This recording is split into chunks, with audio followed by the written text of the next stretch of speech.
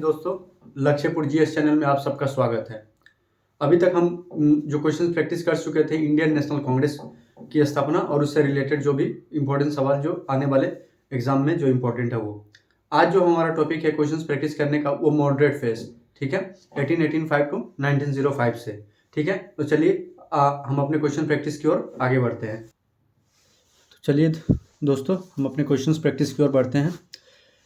आज का जो चैप्टर है मॉडरेट एंड एक्सट्रीमिस्ट इन कांग्रेस, ठीक है। तो आज का जो हमारा पहला सवाल है वो है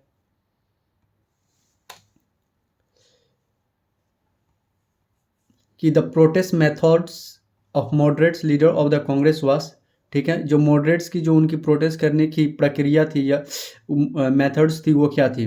non cooperation, B constitutional agitations, C passive resistance, D civil disobedience movement. ठीक है, तो इसमें बताइए कि अब इसका सही आंसर कौन सा होगा। Which one would be the correct answer for the questions above.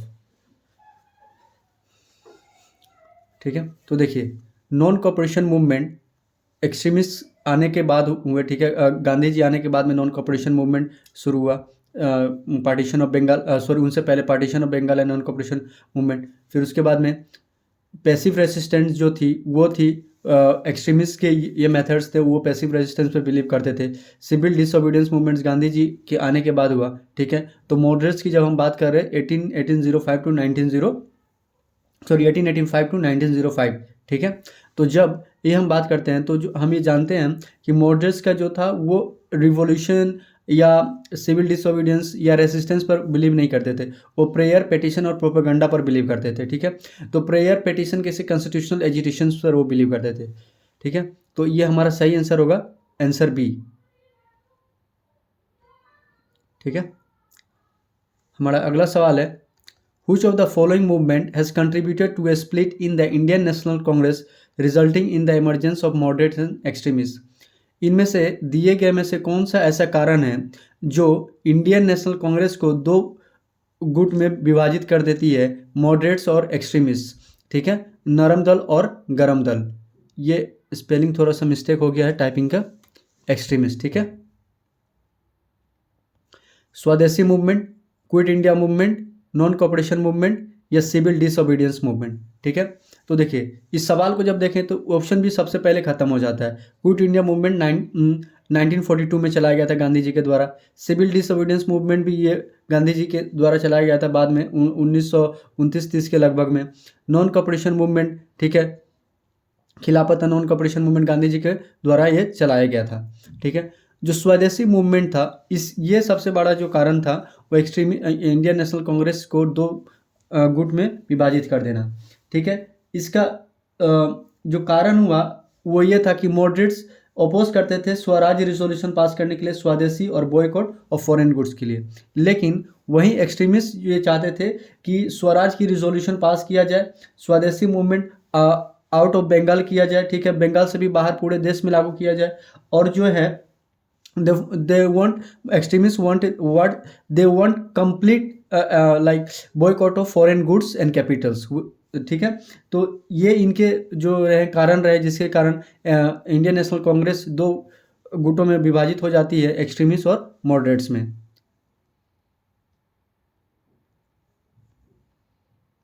स्वदेशी मूवमेंट क्यों चलाया गया था? स्वदेशी मूवमेंट पार्टीशन ऑफ बंगाल के अपोज करने के लिए चलाया गया था। ठीक है, most of the moderate leaders, अगला जो सवाल है हमारा,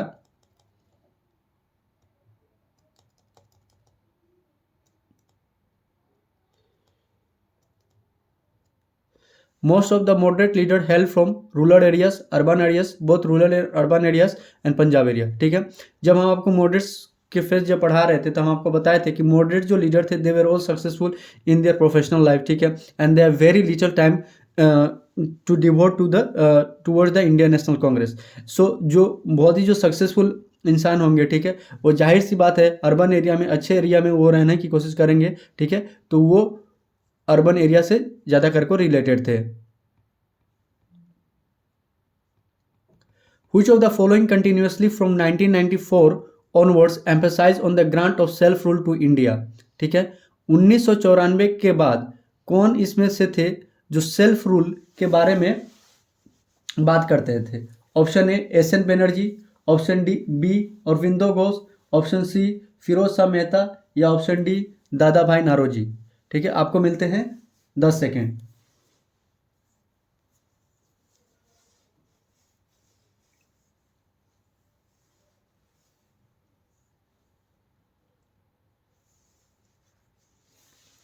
ठीक है, तो इसका सही आंसर होगा दादा भाई नारोजी। ठीक है, दादा भाई नारोजी जो थे वो सेल्फ रूल के बारे में बात करते थे। ठीक है, 1904 में इन्होंने पहली बार, ठीक है, 1904 में उन्होंने पहली बार, ये यहाँ थोड़ी सी गलती हो गई है, ये 1904 होगा। ठीक है, 1904 में इन्होंने पहली बार स्वराज की बात की थी, सेल्फ रूल की बात की थी। ठीक है, फिर आगे चल कर को 1906 का जो रिजोल्यूशन पास हुआ, ठीक है, तो दादा भाई नारोजी को प्रेसिडेंसी मिली और इस प्रेसिडेंसी के दौरान इन्होंने एक रिजोल्यूशन पास किया, स्वराज सेल्फ रूल, एक रिजोल्यूशन पास किया गया और इसको डिमांड किया गया। तो सही आंसर होगा इसका दादा Bhai Naoroji. Which one of the following was not an extremist? ठीक है, इनमें से कौन जो थे एक्सट्रीमिस्ट नहीं थे? बाल गंगाधर तिलक, बी मदन लाल, सी उधम सिंह या डी गोपाल कृष्ण गोखले। ठीक है, बताइए। देखिए, बाल गंगाधर तिलक गरम दल के थे, मदन लाल भी गरम दल के थे, उधम सिंह भी गरम दल के थे। जो डॉक्टर गोपाल कृष्ण गोखले थे वो मॉडरेट्स थे, नरम दल के थे। अगला सवाल है, who among the following was not an outstanding leader of extreme nationalism. ठीक है, एक्सट्रीम नेशनलिज्म इनमें से कौन से नहीं थे, मतलब एक्सट्रीमिस्ट इसमें से कौन से नहीं थे? गोपाल कृष्ण गोखले, लाल बाल पाल, ठीक है, लोकमान्य तिलक, ये इनके गरम दल के थे। तो हमारा सही आंसर हो जाएगा Gopal Krishna Gokhale.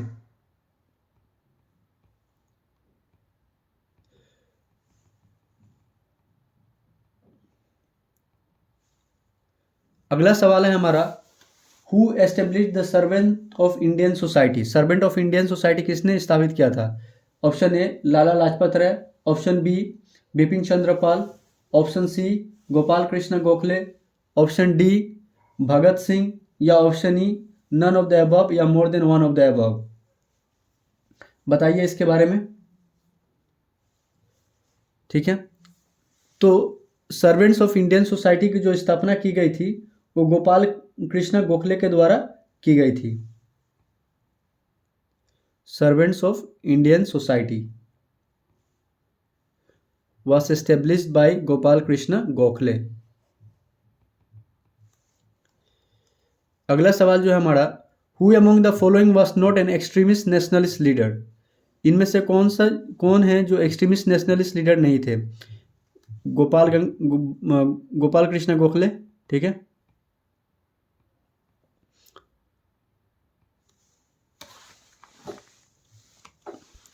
Who accused Indian national Congress of practicing politics of prayer, petition and protest. ठीक है, इनमें से इंडियन नेशनल कांग्रेस पर ये इल्ज़ाम किसने लगाया था कि कांग्रेस जो है सिर्फ प्रेयर, पेटिशन और प्रोटेस्ट की राजनीति कर रही है? Option A Lala Hardayal, option B Bal Gangadhar Tilak, ठीक है, ऑप्शन सी सुभाष चंद्र बोस या ऑप्शन डी सरदार भगत सिंह। आपको मिलते हैं 10 सेकेंड। ठीक है, बताइए जल्दी। देखिए, इसका सही आंसर होगा बी बाल गंगाधर तिलक। जो मॉडरेट्स थे उनको वेस्टर्न गवर्नमेंट पे या ब्रिटिश राज पे बहुत ज़्यादा भरोसा था।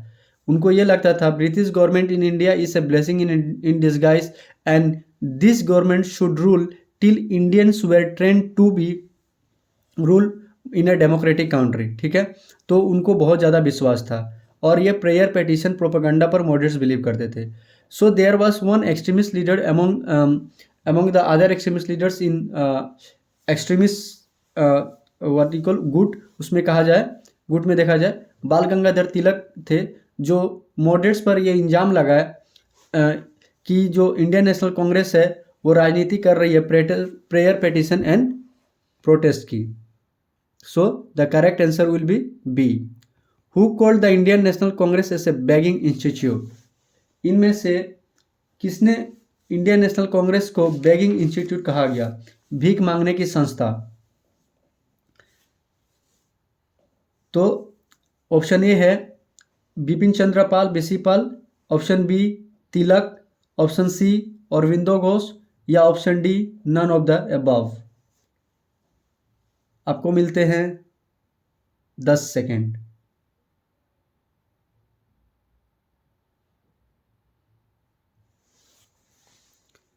ठीक है, तो इसका सही आंसर होगा बाल गंगाधर तिलक। तिलक ने इंडियन नेशनल कांग्रेस को बेगिंग इंस्टीट्यूट कहा था। Indian National movement came to be dominated by the extremist after 1906। ठीक है, Which one of the following leaders belong to the extremist wing of the Congress? इनमें से कौन से ऐसे लीडर हैं जो एक्सट्रीमिस्ट गर्म दल में बिलोंग करते हैं? ठीक है, अरविंदो घोष, दादा भाई नारोजी, गोपाल कृष्ण गोखले, ठीक है, या सुरेंद्र नाथ बनर्जी। बताइए, आपको मिलते हैं 5 सेकेंड।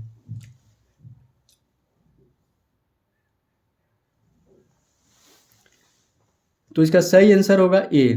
देखिए, एक्सट्रीमिस्ट लीडर का जो सबसे ज़्यादा पॉपुलर रहे और प्रोमिनेंट रहे उनकी, ठीक है, अगर एक ट्रिक में याद किया जाए तो हम ऐसे याद कर सकते हैं, लाल बाल पाल घोष। ठीक है, लाला लाजपत राय, बिपिन चंद्र पाल, ठीक है, बाल गंगाधर तिलक, उसके बाद अरविंदो घोष। तो ये हमारे 4 लीडर्स हैं एक्सट्रीमिस्ट के जो काफ़ी पॉपुलर थे। और अरविंदो घोष साहब को उनको 1908 में अरेस्ट भी कर लिया गया था पुलिस के द्वारा मदिकतला गार्डन में। ठीक है, और उनको लगभग 1 साल की सज़ा भी हुई थी। फाइनली जब प्रूव नहीं कर पाए वो कि अरविंदो घोष के ऊपर कुछ इल्ज़ाम है तो उनको रिलीज़ कर दिया गया। अगला सवाल है हमारा, who among the following was not known as a moderated in the national movement? इनमें से कौन है जिनको मॉडरेट नहीं कहा जाता था इंडियन नेशनल मूवमेंट में? बाल गंगाधर तिलक, दादा भाई नारोजी, एमजी नराडे, गोपाल कृष्ण गोखले। तो बाल गंगाधर तिलक जो थे वो गरम दल के थे, एक्सट्रीमिस्ट लीडर थे। हु इज नोन एज शेर पंजाब? शेर पंजाब किसको कहा जाता था? राजगुरु, भगत सिंह, लाला लाजपत राय, या उधम सिंह? लाला लाजपत राय को शेर पंजाब कहा जाता था। ठीक है, लाला लाजपत राय। हमारा अगला सवाल है, who among the following was not associated with the moderates in Indian national Congress? इनमें से कौन है जो मॉडरेट्स में शामिल नहीं थे? लाला लाजपत राय, ठीक है, लाल बाल पाल।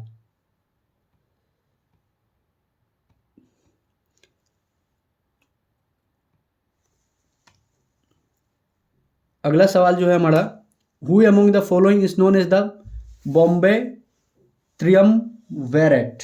ठीक है, इनमें से किसको कहा जाता था Bombay triumvirate? Tilak, Gokhale, Naoroji, B Mehta Tilak Tyabji, C Mehta Telang Tyabji, या डी नारोजी तेलंग देशमुख? आपको मिलते हैं 10 सेकेंड।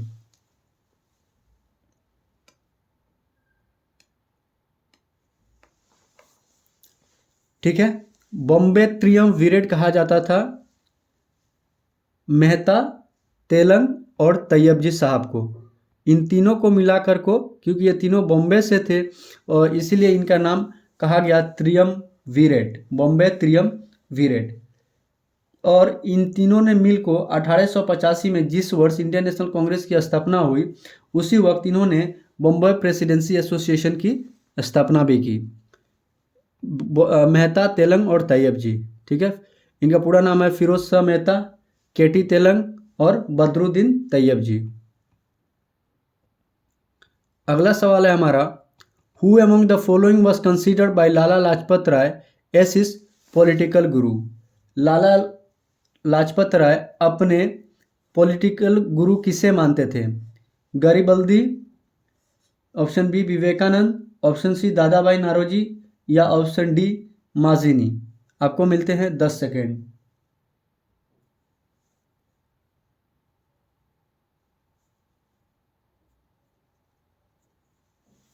ठीक है, इसका सही आंसर होगा माजिनी।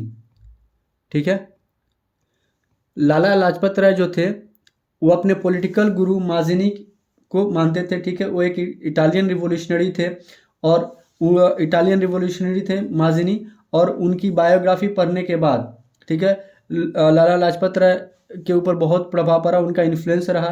ठीक है, फिर उसके बाद में उन्होंने माजिनी की जो बायोग्राफी थी उसको उर्दू में इनको कन्वर्ट ट्रांसलेट किए लाला लाजपत राय ने। माजिनी की जो बायोग्राफी जो किताब लिखी गई थी उसका नाम था द ड्यूटी ऑफ मैन। तो ड्यूटी ऑफ मैन को लाला लाजपत राय ने उर्दू में ट्रांसलेट किया। अगला सवाल है, हुच of the following was not a moderate. इनमें से कौन जे थे वो मॉडरेट नहीं थे? गोपाल कृष्ण गोखले, बाल गंगाधर तिलक, ए.ओ. ह्यूम या मदन मोहन मालवीय। तो मॉडरेट्स में बाल गंगाधर तिलक तो बिल्कुल भी नहीं होंगे। अगला सवाल है, who among the following leaders were supporter of स्वदेशी। इनमें से कौन ऐसे लीडर थे जो स्वदेशी के सपोर्टर थे? अरविंदो घोष, फिरोज शाह मेहता, दादा भाई नारोजी एंड सुभाष चंद्र बोस। ठीक है, आपको मिलते हैं 10 सेकेंड।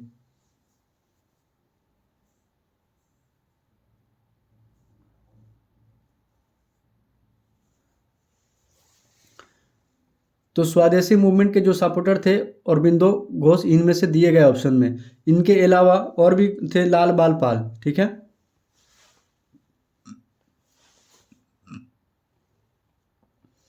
अगला हमारा सवाल है, who among the following is known as the father of Indian unrest. Father of Indian unrest किसको कहा जाता है? ए.ओ. ह्यूम, बी दादा भाई नारोजी या सी लोकमान्य तिलक या डी महात्मा गांधी। ठीक है, आपको मिलते हैं 10 सेकेंड। तो बताया जाए, इसका सही आंसर होगा लोकमान्य तिलक। बाल गंगाधर तिलक को ही लोकमान्य तिलक कहा जाता है। ठीक है, तो इनको फादर ऑफ इंडियन अनरेस्ट कहा जाता है। किसके द्वारा? देखिए, जो लोकमान्य तिलक थे, ठीक है, वो सर्विस पर बिलीव करते थे, सेक्रीफाइस पर बिलीव करते थे और ब्रिटिश हुकूमत जो थी उसको पग पग पर चैलेंज करते थे।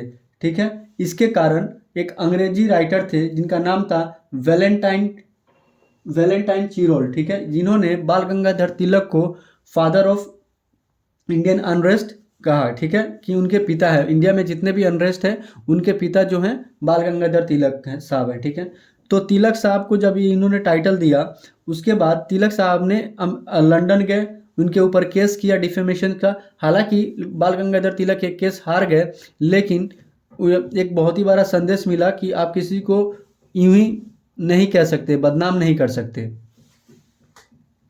ठीक है, तो father of Indian unrest Valentine Chirol, Valentine day के नाम से आप याद कर सकते हैं बाल गंगाधर तिलक को। Who call Bal Gangadhar Tilak the father of Indian unrest? ठीक है, ऑप्शन ए वी चिरोल। ऊपर वाले में हम आपको बताए ही थे। अगला जो सवाल है हमारा, after the sentence of Bal Gangadhar Tilak who among the following had pleaded for mercy and said my interest in Tilak is that of Sanskrit scholar. ठीक है, इनमें से कौन ऐसा है जो बाल गंगाधर तिलक के क्षमा याचना के लिए प्लीड किया था और कहा था my interest in Tilak is that of a Sanskrit scholar. Option A Rabindranath Tagore, option B Max Muller, option C Bipin Chandrapal या ऑप्शन डी विलियम जोन्स। आपको मिलते हैं 10 second.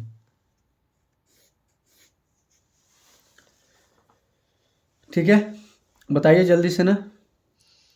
My interest in Tilak is that of a Sanskrit scholar, ये कहा गया था मैक्स मुलर साहब के द्वारा।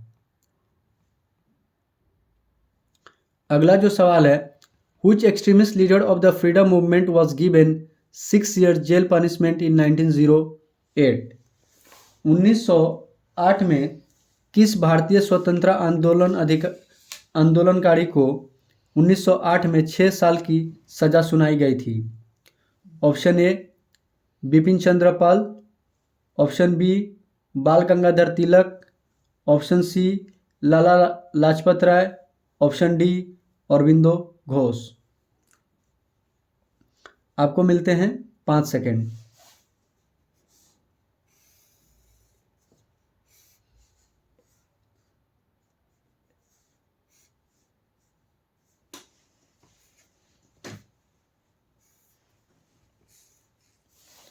आपका समय समाप्त होता है। अब बताइए, देखिए इसका सही आंसर है 1908 में लाला लाजपत राय को 6 साल की सज़ा सुनाई गई थी और इनको सज़ा सुनाकर को बर्मा भेज दिया गया था। एक जेल का नाम था मांडल्य जेल फोर्ट्रेस, उसी जेल में इनको कैद कर को रखा गया था 6 साल के लिए। इनका जो कारण था अरेस्ट करने का, इन्होंने कुछ गवर्नमेंट के खिलाफ कुछ आर्टिकल पब्लिश किए थे अपने वीकली पेपर केसरी में, द केसरी में, ठीक है। फिर उसके बाद जब जेल में थे वो 6 साल, तो उन्होंने एक उस जेल में रहते हुए, मांडल्य जेल में रहते हुए एक किताब लिख ली जो जिसका नाम था गीता रहस्य, और ये गीता रहस्य गीता पर एक कमेंट्री थी, ठीक है। अगले, ठीक है, तो इसका सही आंसर होगा बाल गंगाधर तिलक। अच्छा सॉरी, ये गलती हो गया है, बाल गंगाधर तिलक। बाल गंगाधर तिलक साहब को 6 साल के लिए सज़ा सुनाई गई थी। उनको बर्मा जेल में रखा गया था, मांडलिया जेल में, वो सेडिशन केस पर। और उन्होंने बर्मा जेल में रहते हुए एक किताब लिखा जो गीता पर कमेंट्री था, जिस किताब का नाम था गीता रहस्य, ठीक है। अगला सवाल है हमारा, in 1908 Bal Gangadhar Tilak was imprison for 6 years। Which one of the following defined extremist ideology during the early phase of the Indian freedom movement? ठीक है, ये जो सवाल आया हुआ है यूपीएससी में आया है 1998 में, ठीक है। तो इसका पहला ऑप्शन है stimulating the production of indigenous article by giving them preference over important commodities, B obtaining self government by aggressive means in place of petition and constitutional ways, C. Providing national education according to the requirements of the country. D. Organizing coups against the British Empire through military revolts। ठीक है, तो early phase के में extremist के उनकी ideology क्या था, ये हमें बताना है। तो जब हम आपको एक्सट्रीमिस्ट और मॉडरेट्स की जब विभाजन के बारे में जब आपको बता रहे होंगे, तो हमने ये बताया था कि एक्सट्रीमिस्ट की जो आइडियोलॉजी थी वो एग्रेसिव थी, ठीक है, और मॉडरेट्स की जो आइडियोलॉजी थी वो प्रेयर, पेटिशन एंड प्रोपेगेंडा पे निर्भर थी। अगला सवाल है हमारा, the Indian Muslim in general were not attracted to the extremist movement because of the, क्या कारण थे? ऑप्शन ए ही हेलो, तो हमारा ये ऑप्शन है पहला, influence of Sir Syed Ahmad Khan, B anti Muslim attitude of extremist leaders, C the indifference is shown to Muslim aspirations, C option D extremist policy of harping on Hindu parts. इससे आपको बताना है कि वो क्या कारण था जिससे इंडियन मुस्लिम जो थे वह एक्सट्रीमिस्ट को ज़्यादा अट्रैक्ट नहीं कर पाए।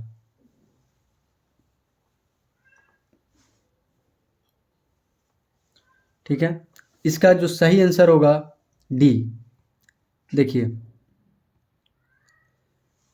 एक्सट्रीमिस्ट जो थे वो गरम दल के थे, ठीक है, वो एग्रेसिव नेचर के थे, और इनको ये कहना था कि अरबिंदो घोष ने एक बार क्लेम किया था कि इंडिपेंडेंस ही उनके जीवन का लक्ष्य है, ठीक है, और सिर्फ हिंदू ही ये कर सकता है। ये इनकी एक स्टेटमेंट में ने मतलब पूरे मुसलमानों के अंदर एक संकट की, क्या कहते हैं, संकट पैदा कर दी, जिसके कारण जो इंडियन मुसलमान थे वो एक्सट्रीमिस्ट को ज़्यादा लाइक नहीं करते थे और ज़्यादा एक्सट्रीमिस्ट उनको अट्रैक्ट नहीं कर पाए। ठीक है, इनका कहना था nationality is religion and it is a gift of God.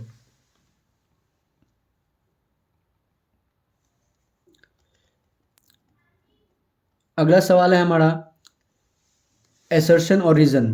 बाल Gangadhar Tilak was communist.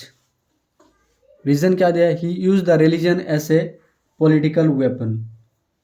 Option A and B both are correct and R is the correct explanation of A. B and A and R both are correct but option B जो है A and R both are correct but R is not the correct explanation of A. ठीक है, option C A is correct but R is wrong. Option D A is wrong but R is correct. बताइए।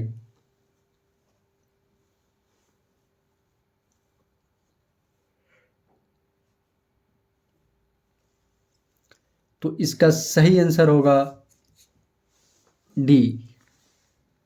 ठीक है, ये गलत है और are सही है। देखिए, बाल गंगाधर तिलक कम्युनिस्ट नहीं होते, कम्युनिस्ट लिस्ट नहीं थे। बाल गंगाधर, अगला सवाल जो हमारा है, Bal Gangadhar Tilak came to be known as Lokmanya Tilak when. कब उनको लोकमान्य तिलक की उपाधि दी गई? जब he became a popular teacher, he started a popular newspaper. Option C the government accuse him in the justice Rand murder case. D he started the Shivaji and Ganapati festivals. या E none of the above या more than one of the above. ठीक है, बताइए। आपको मिलते हैं 15 second.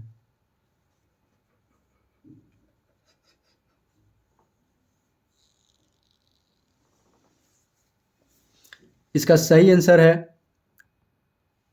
सी। ठीक है, सॉरी,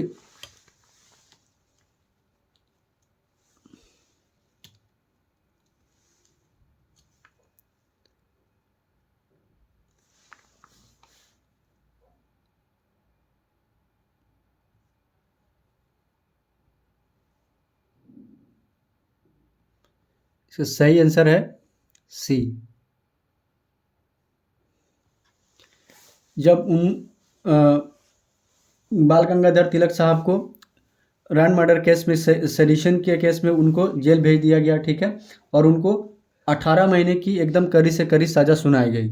जब वो बाहर आए तो लोग उनको अपना हीरो मान चुके थे और वो काफ़ी पॉपुलर हो चुके थे। और बाहर आते ही उनको लोकमान्य टाइटल से उनको नवाजा गया लोगों के द्वारा। अगला जो सवाल है, Bal Gangadhar Tilak was an epithet of Lokmanya during the Swadeshi movement, revolutionary movement, home rule movement या क्विट इंडिया मूवमेंट। ठीक है, तो होम रूल मूवमेंट है इसका। बाल गंगाधर तिलक जब जेल से लौट के आए तो उन्होंने होम रूल मूवमेंट चलाई थी। ठीक है, Ganpati festival in Maharashtra was started by बाल गंगाधर तिलक।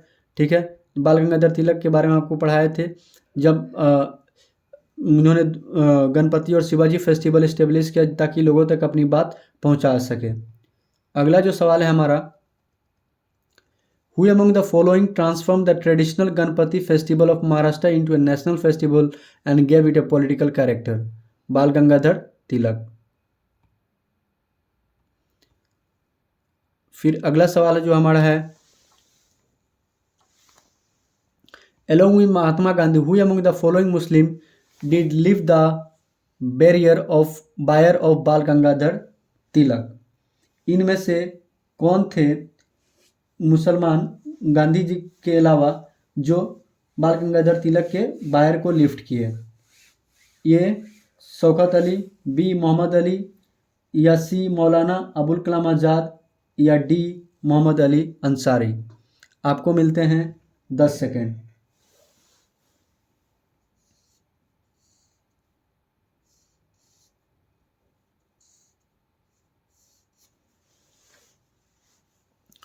ठीक है, इस सवाल में पूछा क्या गया है कि बाल गंगाधर तिलक के जो 100 थे उनको कंधा किसके द्वारा दी गई थी? ठीक है, तो देखिए इसका आंसर होगा शौकत अली। लेकिन अगर मुसलमान में देखा जाए तो शौकत अली साहब के बावजूद भी एक और मुसलमान था जिसका नाम था डॉक्टर सैफुद्दीन किचलू, जो महात्मा गांधी के साथ बाल गंगाधर तिलक के शव को कंधा दिए थे। ठीक है, उनके मरणोपरांत 1 अगस्त 1920 को। ठीक है, और मौलाना हसरत मोहानी ने वो एलगी पढ़ी थी बाल गंगाधर तिलक के मृत्यु पर।